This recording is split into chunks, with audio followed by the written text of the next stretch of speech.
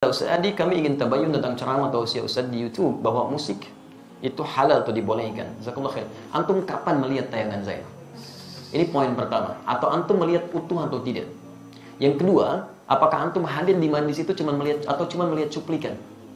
Yang ketiga, dalam suasana apa saya menjawab pertanyaan itu? Karena setiap materi yang disampaikan, setiap majlis itu suasananya bisa berbeda. Apa yang ditanyakan nggak bisa antum bikinnya di hukum umum. Ini poin pertama. Yang kedua, antum mesti bedakan hukum dengan sikap hukum. Itu berbeda. Hukum dengan sikap hukum. Kalau antum ditanya hukum, antum mesti jujur. Gak boleh antum ambil sesuai selera antum aja.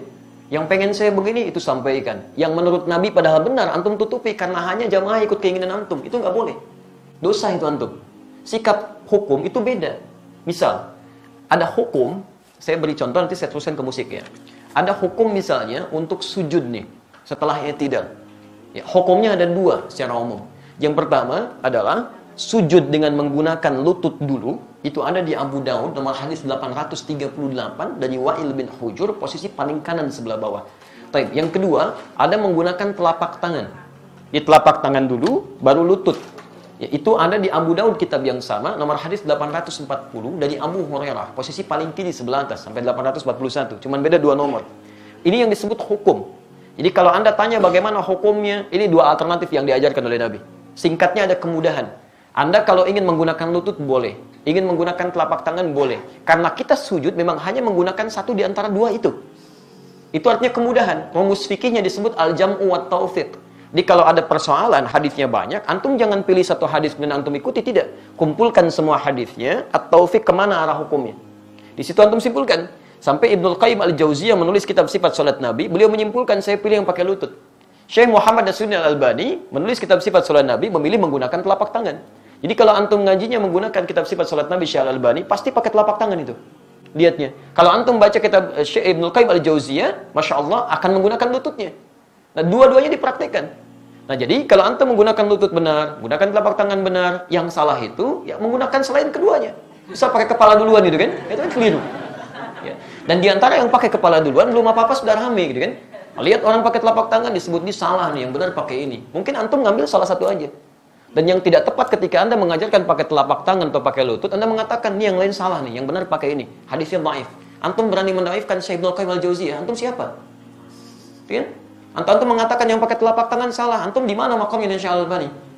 Jadi jangan sampai kita yang belum tentu hafal hadisnya jadi pada rame. Hadisnya aja nggak tahu gitu kan. Ya, itu hukum. Adapun sikap hukum itu pilihan antum terhadap hukum. Antum bersikap ingin menggunakan lutut, silakan. Bersikap ingin menggunakan telapak tangan itu silakan, itu nggak ada masalah di sini. Jelas di sini? Nah, sekarang dari pemahaman ini, mari kita tarik kepada pertanyaan tadi. Musik apa sih hukumnya? Apa dulu musik tuh? Antum harus kenali dulu. Apa dulu musik? Jangan-jangan ribut masalah musik, antum sendiri nggak kenal musik. Antum menghukumi musik, handphone antum sendiri banyak musiknya. Ringtone, tone itu kan musik. Begitu bunyi, musik itu haram. Bunyi, ting-ting gitu kan. Masya Allah. Haram semua tuh di HP antum tuh. Antum harus kenali dulu apa itu gitu kan. Musik itu segala suara yang menghasilkan irama. Ingat ya, kami alhamdulillah saya sampai S2 itu spesialis saya di bahasa Arab. Saya senang tafsir Quran. Saya sangat cinta Quran ya. Dan alhamdulillah untuk memahami Quran saya harus paham bahasa Quran. Maka saya belajar di bahasa itu. Dan turunannya nanti ada pembahasan tentang syair. Yang di syair itu salah satu subbabnya pembahasan tentang musik. Karena unsur dari syair itu musik, salah satunya. Musik segala suara yang menghasilkan irama. Jadi setiap suara menghasilkan irama itu disebut dengan musik. Jelas di sini? Ini dibagi dua nanti. Ya, yang pertama, ada yang tidak menggunakan alat. Jadi suara. Dan orang Arab sudah terbiasa tentang itu. Maka ketika mereka membuat syair, di antara unsur syair itu salah satunya musik. Kalau antum belajar jurusan bahasa Arab, berbicara tentang syair itu pasti itu akan belajar itu. Di antaranya ada irama, musik di situ.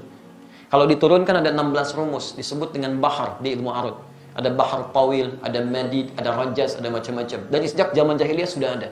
Jadi begitu mereka bikin syair, tidak ada irama musiknya, itu disebut aib musiknya. Aib syairnya, celah. Bukan syair yang fasih. Ya. Tawilun lahu dunal buhuri fadailu, fa'ulun mafa'ilun, fa'ulun mafa'ilu, kifanat kimin dhikra habibin wa manzili, bisaqtul liwa bainad dakhuli, fahawmali. Selalu ada iramanya, membedakan satu dengan yang lainnya. Nah, pada yang seperti ini, bahkan turun ayat Quran.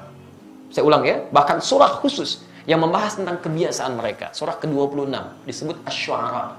Asy-Syu'ara itu jamak dari kata syair yang berarti pemusik, penyair. Nggak pakai O, penyair. Oh, itu penyair. Saya ulang ya, penyair. Jamaknya asy'ara. Tayyib, kalau antum baca nanti dari ayat 224 sampai ke ujungnya, singkatnya apa? Ada kebiasaan-kebiasaan mereka ketika ayat turun dicela oleh Quran. Dicela oleh Quran.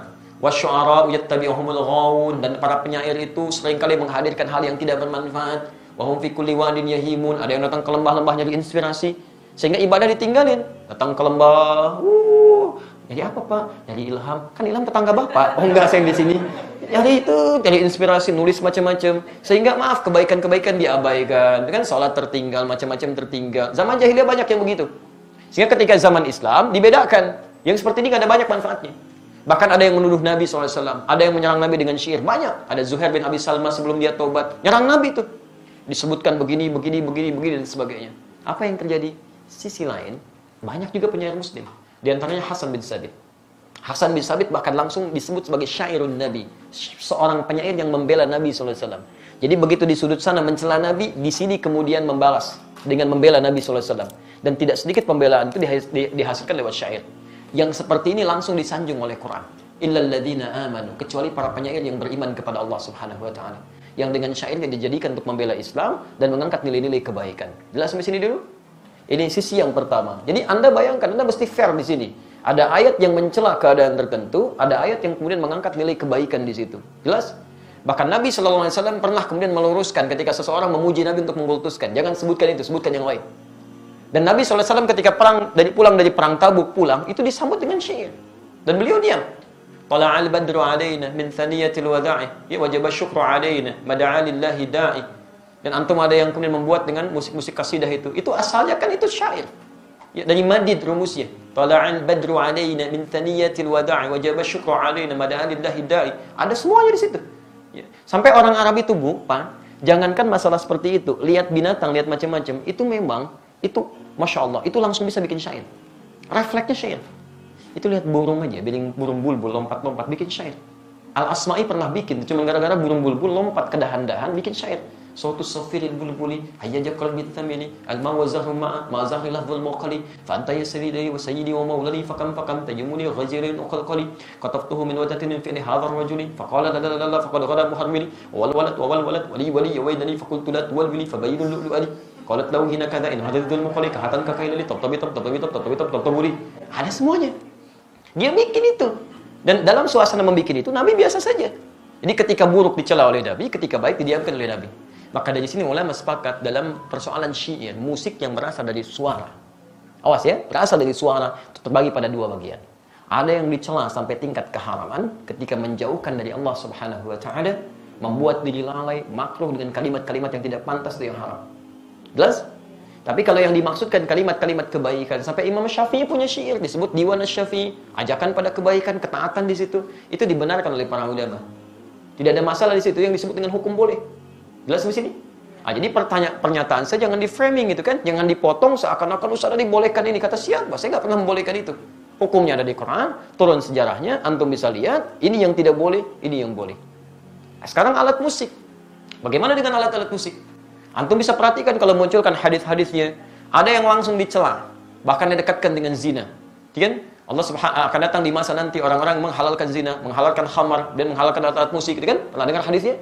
Tayyib, itu apa yang dicela? Hal-hal yang bisa menyesatkan kita kepada keburukan, yang menjauhkan dengan Allah Subhanahu wa taala.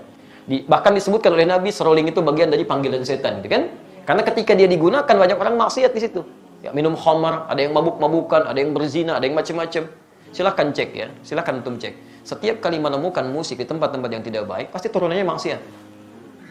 Itu yang jatuh haram di situ. Haram dan seterusnya. Tapi ada di antara hadis-hadis yang antum pernah lihat, bukankah pernah Nabi SAW datang ke rumahnya Sayyidah Aisyah? Baik, apa yang terjadi? Rupanya di situ sedang ada pesta yang diadakan oleh Sayyidah Aisyah. Sedang bergembira. Tiba-tiba ada dua di antara khadimahnya sedang bermain gendang, gitu kan? Baik, tobul. Dia sedang kemudian bersyair. Datang Abu Bakar. Ketika Abu Bakar datang dikatakan, Abi mazmuri syaitani fi baitin Nabi SAW. Ini yang setan ada di rumah Nabi? Kata Nabi, biarkan. Daha ya Abu Bakar. Falikulli ummatin 'id. Karena setiap orang, setiap umat punya hari rayanya. Biarkan aja katanya. Jadi ada yang dibiarkan oleh Nabi, ada yang tidak diperkenankan. Tapi pembiaran Nabi itu juga bukan menjadikan Nabi fokus kepadanya. Nabi nggak fokus. Nabi nggak pernah misalnya fikirin itu, nggak pernah nikmati itu. Jadi beliau biarkan, tapi beliau nggak mencela. Jelas di sini? Ini menunjukkan bahwa pada hakikatnya Nabi tidak mengutamakan tentang musik itu. Yang walaupun itu dibenarkan sebagian yang tadi itu. Tapi kemudian beliau tidak hindarkan karena dikhawatirkan nanti umatnya malah fokus kepada hal demikian. Jadi ada yang dibenarkan oleh Nabi, tidak seketika dilarang dalam sifat-sifat yang seperti tadi. Adapun yang tadi alat musik yang lain, yang digunakan pada sesuatu yang maksiat, yang tidak baik, itu yang dihukumi haram oleh agama. Dan pada hakikatnya alat tuh nggak ada hukumnya. Alat benda nggak ada hukumnya. Saya mau tanya, apa hukumnya golok? Apa hukumnya pisau? Nah, antum belajar usul fikih dulu. Hukum itu tidak melekat pada benda. Hukum itu melekat pada amalan. Ingat, pada amal, bukan pada benda. Golok digunakan untuk apa? Kalau digunakan untuk sembelih hewan korban, maka hukumnya dia halal. Tapi kalau digunakan untuk, nah ini poinnya. Misal, ancam orang, bunuh orang. Saya kemarin ke Bali, Masya Allah, ya. Begitu turun dari rumah makan, ada seorang, Ustaz, mohon Ustaz untuk makan hari ini aja, untuk makan hari ini aja. Tapi yang dipegang, golok, kemudian pisau, ditutup, bagi dihadapan ke kita. Begini, Ustaz, tolong untuk makan hari ini. Masya Allah. Itu luar biasa, kan? Itu luar biasa. Dia meminta dengan cara yang tidak elok, gitu kan? Walaupun kita paham maksud dia butuh sesuatu. Tapi dia katakan, ini loh pisau saya. Ini golok saya, gitu kan? Itu nggak boleh seperti itu. Itu haram hukumnya golok digunakan demikian. Jelas ya? Baik, jadi teman-teman, ketika saya ditanya hukum, saya jelaskan inilah hukumnya begini. Tapi kalau Anda tanya saya, apa sikap hukum saya? Kalau saya menjauhi itu. Saya jauhi gitu kan. Saya tinggalkan, saya jauhi. Sekalipun saya paham teorinya. Dan dari situ saya paham, orang barat mengambil rumus-rumus musik dari situ. Saya sampai hafal. Hafal saya rumus gitar, rumus piano, saya hafal. Karena mereka ngambil dari situ, saya pelajari itu. Tapi saya nggak pernah main begituan. Apakah kalau kita menghafal sesuatu, kalau tas disebut saya membolehkan? Belum tentu. C, D, F, G, A, B, C, D, F, C, D, F, G, D, F, G, A, B, C, D, A, B, C, D, F, G, A, F, G, A, B, C, D, E, B, C, D, F, G, A, B, B, C, D, B, C, D, A, B, C, D, A, B, C, D, antum aja belum tentu tahu tuh. Jadi kita membaca sesuatu bukan berarti kita masuk di dalamnya, tidak gitu kan? Untuk merumuskan rumus hukum yang boleh, yang tidak boleh. Antum mungkin biasa, tapi bagaimana dengan orang-orang yang profesi di dalamnya? Ada yang mengajar begini, ada yang begitu. Saya mesti berikan pendalaman hukum seperti ini. Tapi sikap saya seperti ini. Jelas di sini? Baik. Antum boleh tidak sepakat, tapi jangan sampai ketidaksepakatan itu menjadikan kita harus saling mencela. Itu nggak boleh. Nggak boleh. Dalam tidak sepakat pun nggak boleh mencela. Apalagi dalam hal sepakat, kan? Baik. Alhamdulillah. Jelas di sini? Allahumma shalli ala Muhammad sallallahu alaihi wasallam.